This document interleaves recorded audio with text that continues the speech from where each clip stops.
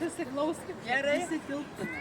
Jonušo Radvilos nuo paveldo bendruomenė atvyko į Vyrų valdovo rūmus aplankyti parodą Žygimanto Augusto Abiejų žmonų portretus, kuriuos nutapė Mateika, dailininkas Lenkų, ir pasižiūrėti, kaip tai atrodo ta paroda gauta iš Krokuvos Čertovickių kolekcijos.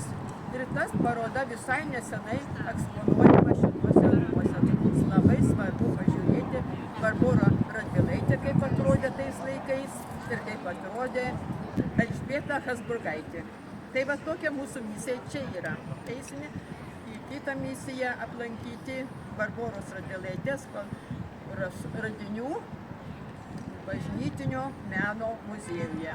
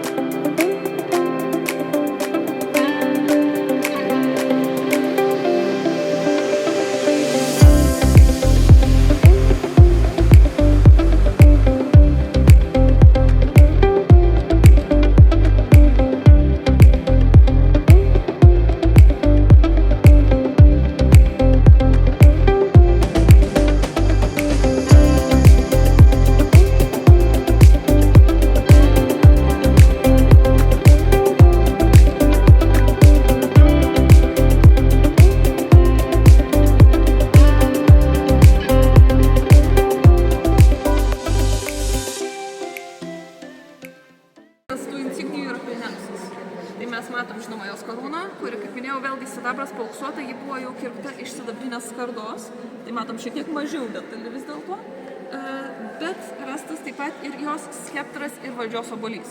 Tai yra vis dėlto labai svarbios insignijos, skeptras simbolizuoja galią ir teisybę, tiesą sakant, kaip teisingumo toksai simbolis, o valdžios obuolys, ypač toks su kryžiumi, jis simbolizuoja, jog tai yra krikščioniško pasaulio valdovas.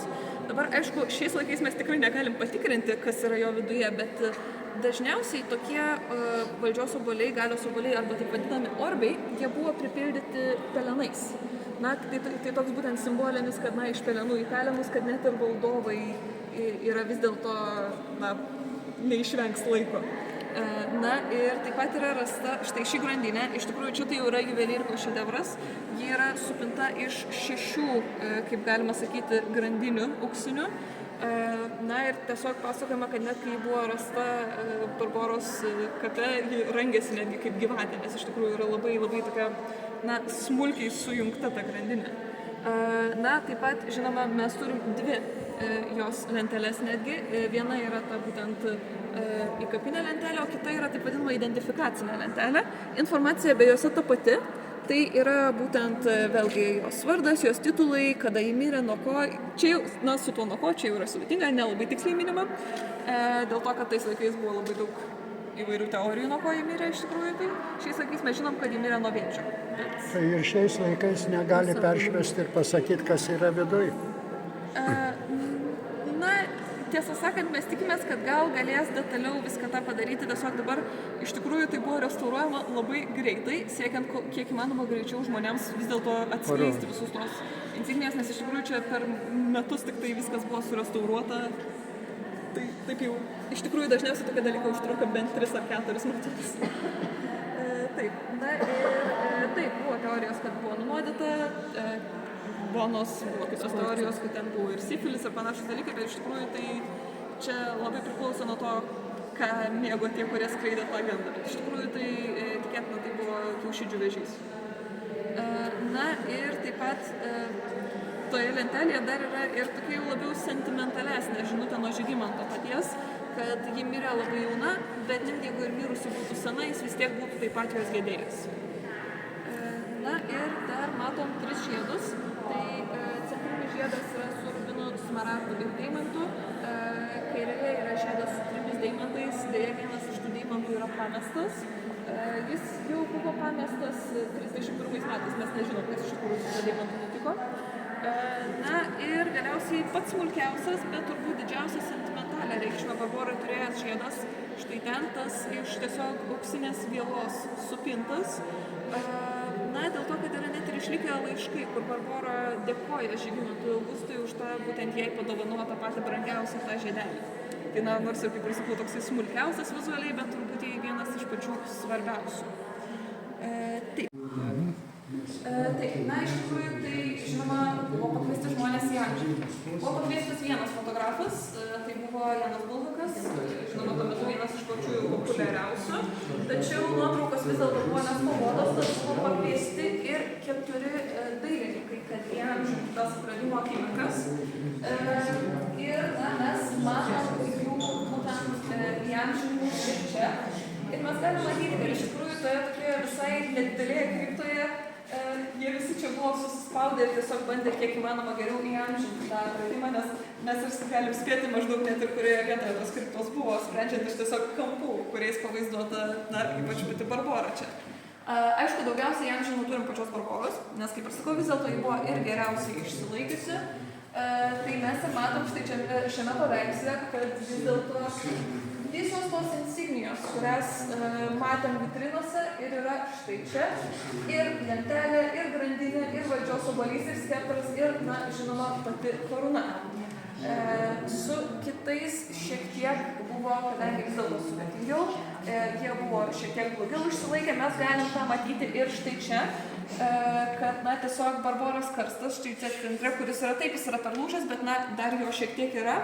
O Elžbietos ir Aleksandro, tai mes matom tik tai, na, kaukolės, štai ten kaukolės su karūna Aleksandro, na, ir tiesiog viskas taip ganėtinai buvo tiesiog padaryti kaulai.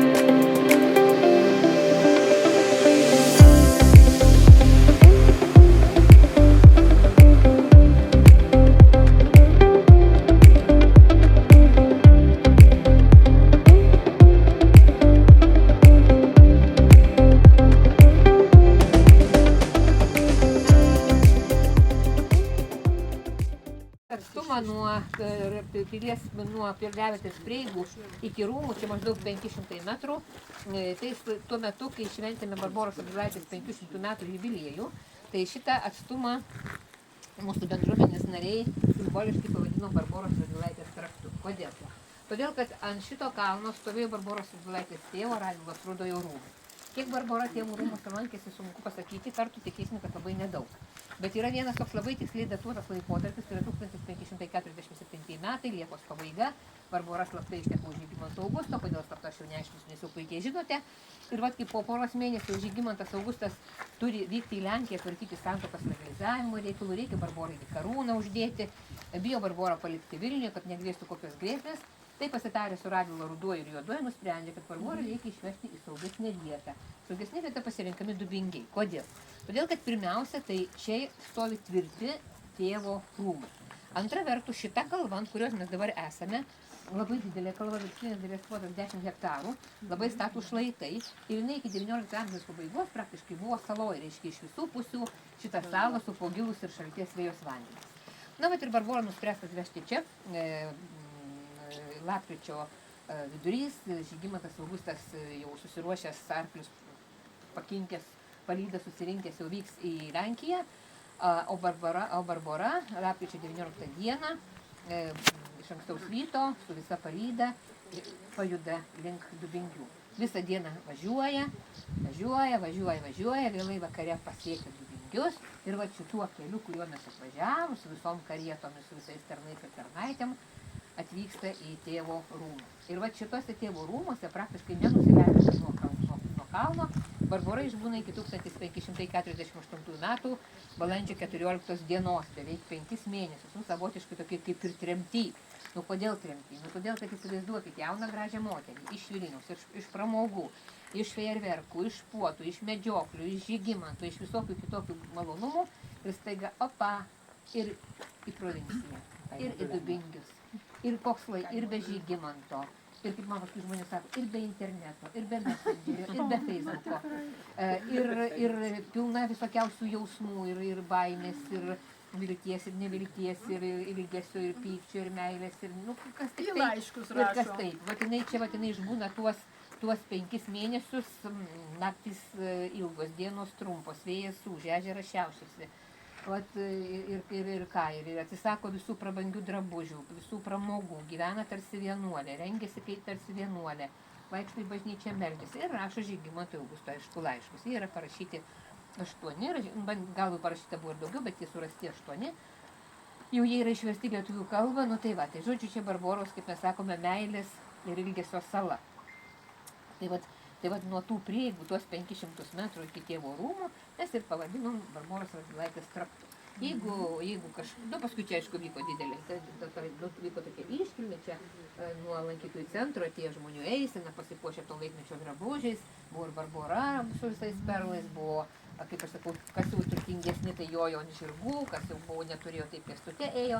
Ir tada jau vyko tokia, kaip būna tos kryžiaus stotys bažnyčių, tai paeina, skaito vieną Barboros laišką, paeina, skaito kitą ir galvok 8. Tai tuo traktu pakilome Dubingių piliavietę.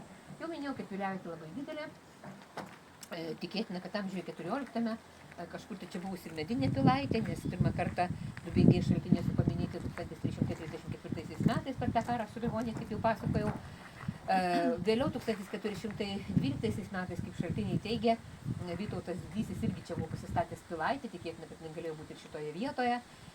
Manoma, kad gynybinių Vytauto ta pilaitė nebuvo, nes jau po Žalgirio mūšio Vytautas tų pilių gynybinių nelabai statęs ir kita vertus šaltiniuose Vytauto pilaitė vadinama medžioklės dvaru, reiškia jinai labiau kaip rezidencinė, medžioklėm, pabuvimam, susitikimam ir panašiai. 1415 metais, birželio pradžioje, Vytauto didžiojo pilyje, Dubingiuose, lankosi Lenkijos karalius, Lietuvos kunigaikštis Jogailos su savo dvaru. Tai nebuvo toks specialiai vien vizitas į Dubingius. Buvo jis Vilkijoj, buvo jisai Vilkmergėj, buvo jisai Kernavėj, buvo jisai Trakuose ir buvo jisai Dubingiuose. Toksai vizitacija, sakykime. 1420 metais vasario 8 dieną Vytautas vėl Dubingiuose savo pilyje, ką jisai daro sunku pasakyti, bet yra rastas laiškas, kuris įrašė ordino magistrui ir laiške kalbėjo apie tai, kad netoli pilies pastatė katalikišką Šventos Dvasios bažnyčią. Bet ant to kalnelio mes paskui, jeigu lietus nelis, tai ten dar nueisime. Tai Vytauto jau kaip epocha ir kaip ir baigėsi. Su tais keliais faktais, aišku, po Vytauto valdas valdė ir kunigaikštis Kazimieras Jogailaitis, ir kunigaikštis Aleksandras Jogailaitis valdė per vietininkus, kaip ir daugelį valdų valdydavo valdovai. O jau nuo 16 amžiaus pradžios jau pereisime prie Radvilų giminės istorijos, tada mes užeisime ir į vidų. Dabar matote šitą pilaitę. Tai čia yra, galima būtų drąsu sakyti, kad tai yra rūmų maketas. Kažkas panašaus yra. Toks jau tikslesnis rūmų maketas, tai yra tose vizualizacijose už jūsų nugarų ant langų. Tai tie senieji rūmai, tai šita raudonoji dalis, panašu čia truputėlį. Taip, paskui aš apie rūmus plačiau papasakosiu. O šitą pilaitę, kaip ir 16 amžiaus, tai čia tiesiog vėlgi mūsų bendruomenės moterys sugalvojo. Šiais metais prieš Kalėdas, prieš eglutės įžiebimą miestelėje, nusprendė, kad reikėtų kažkokios tai atrakcijos, dar šitą pilį negreitai pastatys, gal tai reikia kažkokio tai įvaizdžio, tai mūsų parko meistras sukonstravo šitą pilaitę, jinai stovėjo miestelio centre, netoli eglutės, čia buvo kabinėta lemputėm, čia degė šviesytės, kuriamas laužas, buvo verdama kakava, vaikai su karšta kakava galėjo užeiti į trobelę, į pilį pabūti. O dabar šitą pilaitę atgabeno čia, jinai irgi čia toksai, kaip ir truputėlį galbūt kaip ir kičinė, bet iš tikrųjų tai kitą kartą labai smagu, vaikai užeina per langą pasižiūri, jeigu netyčia lietus susikaupė, o aš nedirbu, tai ten galime ir pasislėpti. Tai čia netokia labiau kaip žaistis.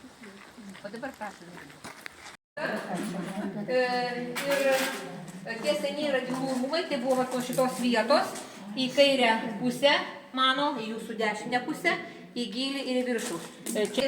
Šitie rūmai buvo prabangus, todėl kad jie buvo mūriniai, pastatyti iš degto molio plytų, buvę su galingais rūsiais, tuos rūsius apžvelgsite, kaip paskui mes eisime ratu. Buvę 2 aukštų, ar girdite mane? Girdėjai. Pirmajame aukšte buvę 2 kambariai, antrajame aukšte buvę 2 kambariai. Langai buvo stikliniai, stogas buvo dengtas čerpėmis ir aname šiaurės rytinėme kampe, paskui eisime dar kartą pakartosiu, buvęs bokštas. Kartais žmonės sako, kokie čia rūmai, jeigu tik tai 4 kambariai. Tai pirmiausia, rūmais turbūt jie buvo vadinami ne dėl savo dydžio, ne dėl savo ten kažkokių ypatingų mandrybių, o dėl to, kad tuo metu, kad jie buvo mūriniai, o tuo metu plytų gamyba buvo labai ilgas ir brangus procesas. Plytos kainavo labai daug pinigų ir dažniausiai mūriniai pastatai tai būdavo kas bažnyčios, vienuolynai, gynybinės pilys ir tik tai jau vėliau, kas jau savo galėjo leisti tokią prabangą, tai tie gyvenantieji namai. Kita vertus, šito didelių rūmų Radviloms ir nereikėjo, čia kadangi tai buvo vieni iš daugelio turėtų. Ir šituose rūmuose pastoviai gyvenama taip pat nebuvo. Tai buvo tokia vėlgi, sakykime, kaip rezidencija, kur Radvilos pagyvendavo, išvažiuodavo, sugrįždavo, pagyvendavo, išvažiuodavo, gal kokį medžioklį subėgė, kada buvo šeimos vyrai, kažkuriais ten metais Radvila Rudasis Velykas šventė, kai tapo protestantais, tai čia vyko evangelikų reformatų sinodas vyskupų susirinkimas, o šiaip kaip istorikai sako, tai yra vieta, kur dažniausiai, tokia kaip ir tarpinė stotelė tarp valdų, tai reiškia vieta, kur dažniausiai sustodavo keliaudami iš vienos vietos į kitą, kadangi jau, kaip sakiau, keliaudavo arkliais, tai tie, kas jau neturtingi, tai nakvodavo karčiamuose, o kas jau galėjo leisti savo prabangą ir kas 50 km turėti didesnį ir mažesnį savo kažkokią priebėgą, ar tai pilaitę, ar tai rūmus, ar tai kažkokį namą, tai va tokių dalykų turėjo. Tai va čia Radvilos reziduoja 16 amžiuje. 1620 metais jau Jonušas Radvila, Radvilos Rudojo anūkas, prisistato tą priestatą, kuris yra už mano nugaros. Priestatas buvo be rūsių, 1 aukšto, papildomai atsirado 2 kambariai. Dar beveik 100 metų, žodžiu, maždaug 200 metų, iki 1695 metų Radvilos čia reziduoja. Minėtais metais miršta paskutinė Radvilos Rudojo arba paskutinė protestantiškos giminės arba paskutinė Biržų Dubingių Radvilų giminės šakos atstovė Liudvika Karolina Radvilaitė. Kadangi paskutinė, lieka jos ten mažutė dukrelė, jos globa iš pradžių pereina Sapiegų giminiai su visais tais turtais, vėliau jau sugrįžta į Radvilų giminę, bet jau į kitą šaką, reiškia į Nesvyžiaus, į Radvilos Juodojo. Ir naujieji šeimininkai tas valdas, valdydami beveik 100 metų, jas kaip ir apleidžia savotiškai. Tai reiškia, tai lankosi, valdo, mažai rūpinasi, rūmų nebetvarko, o valdas, tai reiškia ir miškai, ir žemė, ir ežerai, tai yra tie dalykai, iš kurių galima gauti pajamas, valdas paleidžia iš rankų į rankas. Ką tai reiškia? Tai reiškia, jas pradeda nuomoti. Tai vieniem, tai kitiem, tai penktiem, paskui, tarkim, įkeičia kreditoriams, paskui įsiperka, paskui vėl įkeičia kreditoriams. Ir archyvuose yra rasta dokumentų, kurie maždaug kalba apie tai, kad per 18 amžių, per 94 metus, pasikeitė mažiausiai 32 nuomininkai. Tai praktiškai kas 3 metus vidutiniškai naujas šeimininkas. Tai tie šeimininkai tas valdas taip apleido, tuos rūmus taip, galbūt tai neapleido, valdas dirbo, bet tuos rūmus taip nustekeno, nugyveno, bet kai 1808 metais Dubingių valdos už skolas buvo parduotos ir nusipirko grafas Mykolas Tiškevičius, tai jau praktiškai tuose rūmus jau gyventi nebebuvo galima. Ir sienos įvyra, ir langai išdaužyti, ir tie nuomininkai ne tik tai, kad nežiūrėjo rūmų netvarkė, o dar atsirado ir tokių, kurie išvažiuodami dar vertingesnius daiktus įsiveždavo. Tai žodžiu, kai jau Tiškevičiai tas valdas nusiperka, rūmuose jau viskas, jau jie gyventi nebegali, Tiškevičiai rūmų gyvenimui nebeprikelia. Jiem tų rūmų nebereikia, kad žmonės klauso, tai kam pirko, taigi pirko valdas su viskuo, kas buvo. Kodėl dabar Tiškevičiams nebereikia? Todėl, kad jau XIX amžiuje šita giminė kyla į savo tokią didybę galybę, jau turi tų gražesnių rūmų ir šviesesnių. Na, žodžiu, kur reikia, jie ten statosi, kur reikia, ką ten daro, o šitą palieka likimo valiai. Tai kai tokio kalno visgi vėjai, visgi ežeras, visgi rūmai gerokai panykę, tai nyksta jie ir toliau, o paskui visi drąsina ir žmonės, kai jau mato, kad niekam nebereikia. Ir vat per ilgą laiką, plyta po plytos, akmuo po akmens, žmonės tuos rūmus ir išsivežioja, įsidalina, įsiveža į savo gyvenimą, savo reikmėm. Šiukšlai sukrenta į tuos giliuosius rūsius. Na ir kai jau rūsiai pilnukai iki pat viršaus, sienų nebeliko, tada jau toliau jau visą tą dalyką, visą tą darbą atlieka gamta ir laikas. Tai vėjas per ilgą laiką virš tų griuvėsių suneša kalną žemių, tas kalnas apauga žole, krūmais, medžiais, galop mišku ir išbūna iki 2005 metų. Taip, iki 2005 metų. Taip, kad taip, praktiškai, kartais žmonės klausia, tai kaip čia per sovietizaciją buvo, niekaip nebuvo. Stovėjo kalnas miško apaugas, niekam tai nerūpėjo. Tai va, tai tada per 6 vasaras atkasė ir buvo nuspręsta, kad visgi liekanas reikia eksponuoti, nes kartais archeologai žino, kad atkasa iškelinėja ir vėl užkasa. Tai va, kadangi tokią grožybę užkasti būtų kaip ir šventvagystė, tai buvo nuspręsta pastatyti va šitą gaubtą, mes jį vadinam sarkofagu, gaubtu, žmonės vadina ir fermą, ir sandėlį, ir visokiais kitokiais žodžiais. Ir buvo pastatyta tas gaubtas ir ekspozicija atidaryta 2012 metais Liepos 6 dieną. Tai vat mes jau 14 metus jau atšventėm ir dabar yra 15 metų. Tai va tokia buvo, sakykime, rūmų, kaip ir tokia apžvalga trumpa praeitis, dabartis. Nu, ateitis irgi kaip ir buvom užsiminę, jūs jau žinote, bet galiu pakartoti, kad būtent 24 metais, kad šitoj vietoj, kur jūs sėdite, taip, jūs ypatingai vietoj sėdite, buvo pasirašyta tas pilies atstatymo fondas, išrinkta valdyba, suregistruota registrų centre, kaip dera, ir va jau tie fondo žmonės, kurių viena iš narių, tai ta Virginija, su kuria jūs, kas ten matėt, kas spėjo dar žodį pasakyti, jau veikia. O čia šitam lankstinukai, aš jums duosiu šitą lankstinuką, jeigu nepasimet lankytojų centre, čia yra toks maždaug vaizdas, kaipgi atrodys piliavietė iš paukščio skrydžio, tai po kažkiek tai metų čia jau tie stovės rūmai, va tokie kaip čia matote. Čia va yra fondo steigėjai ir dalininkai, jų dabar jau yra daugiau negu, kad čia yra tas lankstinukas truputėlį senesnis, nu tas, ta prasme, pirmieji tie tos pavardės, tai čia jau jas aš ir minėjau, bet ir dar matysite. Kaip kitų vienas iš garsiausių tų dalininkų, tai yra Macija Radzivil. Tai va, tas yra kunigaikštis Macija Radzivil, 12 kartos Radvilos juodojo palikuonis. Tai va čia va, duodu jums.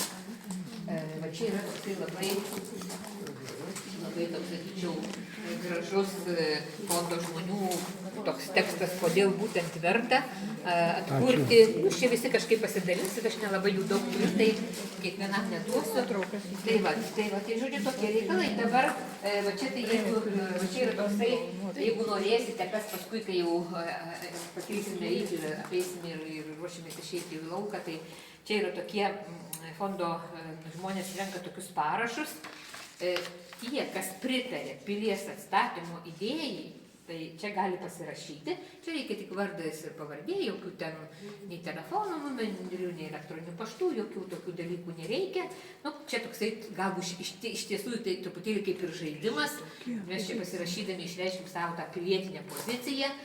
Kita vertus, tai yra istorinis faktas, jau jūsų šitie parašai liks archyve. O trečia vertus, kam labiausiai tų parašų reikėjo, tai kai fondo žmonės eina prašyti kažko tai, ar leidimo atstatymų, ar ten pinigų, ar ko, ir kai nešasi dar parašus, čia yra tik tai nedaug, čia yra tik tai, čia yra tas 1581, tai čia pasirašo tie žmonės, kurie, nu, čia pas mane užsuka. Palaikom juos. Taip. O šiaip tai juos renka ir Virginija, ir ten ir Vilniuje renkami, ir per renginius, iš tų jau parašų yra ne vienas ir ne 5000, jų yra daugiau, bet tai jau yra argumentas, kad šito tai yra, kad to dalyko reikia ne 15 dalininkų steigėjų, o tai reikia plačiai visuomeniai. Tai jeigu norėsite, galėsite pasirašyti.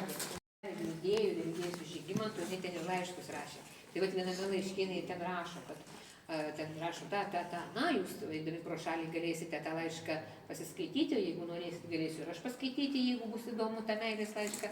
Tai vat viename laiške jinai rašo, kad rašyčiau daugiau, bet dėl tos baimės, kuri mane čia apniko užvakar, dėl to Rūsio skliautų įgriuvimo prieš mano duris, Dievas mato, daugiau rašyti nebegaliu. Tai reiškia, prieš jos kambario duris įlūžo Rūsio skliautai, buvo ten prikurta visokių istorijų, kad ne va čia gal ponas Sforza kokį tiesmą sugalvoja, kad čia Barbora nusižudyt norėta, nieko čia nebuvo norėta, tiesiog skliautai buvo seni, reikėjo paremontuoti, tarnai turbūt arba nepastebėjo, arba atidėjo kitam kartui, ir įvyko tai, kas įvyko. Tai va po to incidento buvo sutvarkyti tie skliautai ir jau tada Radvila Rudasis, Barboros brolis, duoda nurodymą pristatyti, va, aišku, jie buvo aukštesni, negu dabar va, tuos iškišlius, tuos kontraforsus, kad jie paremtų sieną, kad, reiškia, kai skliautai spaudžia, kad sienos nesiskirtų.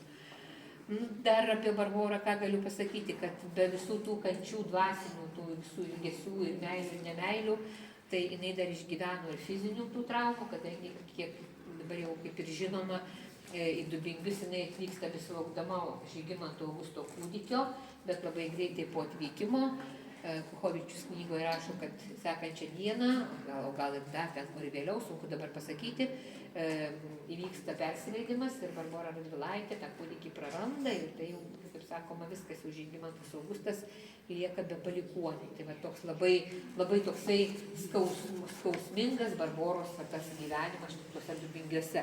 Saliamonas Visinskis, Radvilų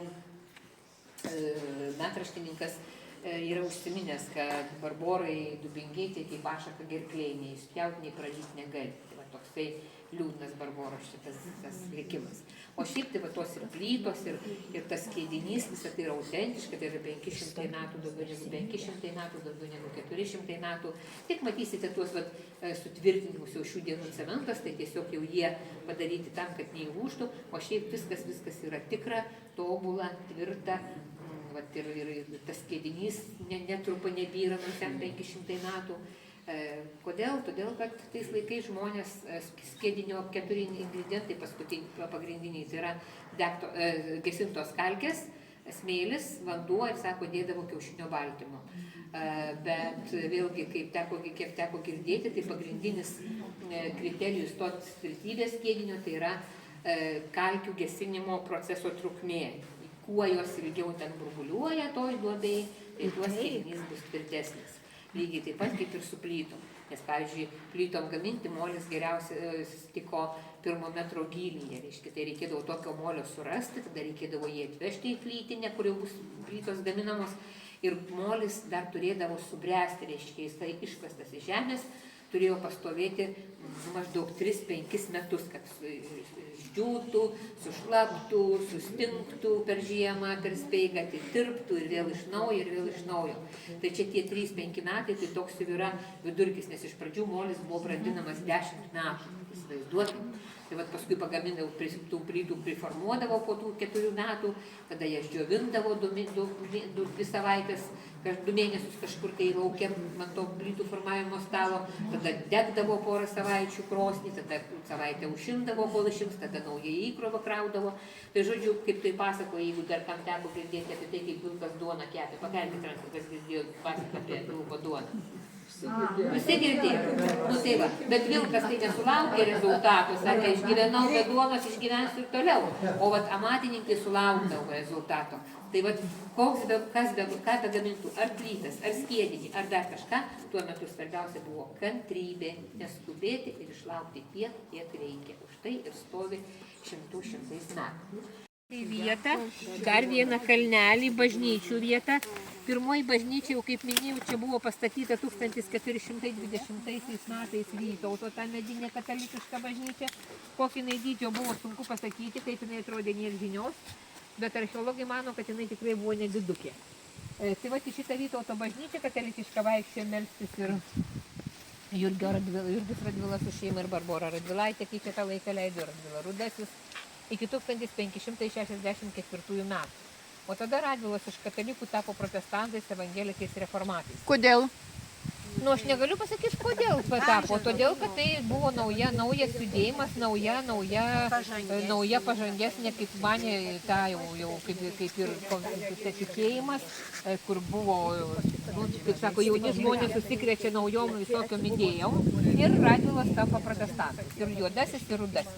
Aš tai galvoju, kad dar plius, kad truputį būtų atsvara Lenkam tiem karūnos. Nu, gali būti, galbūt ir tai, čia tų visokių, taip, gali būti ir šitų dalykų. Tai va, tai Radvila Rudasis pasinaudoja tokiu vadinamu Augsburgo religinės taikos principu, kuris skelbė kieno valdžia, to ir tikėjimas. Tada Vytauto bažnyčia buvo kaip ir nusavinta ir jos vietoje Radvila Rudasis iš pradžių pasistato medinę evangelikų reformatų bažnyčią, kadangi Dubingė jam labai svarbi vieta, nes kaip teigiama, kad jisai čia gimė 1515 metais, nusprendžia ją bažnyčią paversti savo giminės laidomo panteonu, reiškia bažnyčios Rusija rengiamas tas mauzolijus, ta vadinama Radvilų kripta, ir pradėti laidoti Radvilų giminės žmonės. Iš viso jie buvo palaidoti ten 8. Jų tarpe, kaip paskui matysim, ir Radvila Juodasis, ir Radvila Rudasis, ir jų šeimos nariai. 1620 metais Jonušas Radvila ne tik tai rūmų ten jau daro pertvarkas, bet ir bažnyčiose. Reiškia, vietoj medinės evangelikų reformatų bažnyčios, čia stato mūrinė renesansinė bažnyčia, kuri va dabar jau technologijų pagalba, maketas įkomponuotas va į šitą medžių visą tą grožį. Nu, nežinau, žinokit, kiek šitie turi, mažiau jie. Tai nedas, čia reikėtų Balkanavičių klausti, tikrai Radvilų jie tikrai nematė. Ne. Tai va, čia jau šie, tai maketas, taip. Čia medinės. Mūrinės, jau čia mūrinė renesansinė. Bažnyčia buvo va tokio dydžio ir tokios formos, kaip šitie raudonas tas mūras atrodo. Kaip ta dalis iki išplatėjimo, tai yra bokšto vieta, nes įėjimas į bažnyčią buvo per bokštą. Tai mes dabar, jūs jau dabar stovite prieš bažnyčios duris, mes jau užėjome truputėlį į bažnyčią, tai va, atverkime duris iki galo, dabar jau galime visi.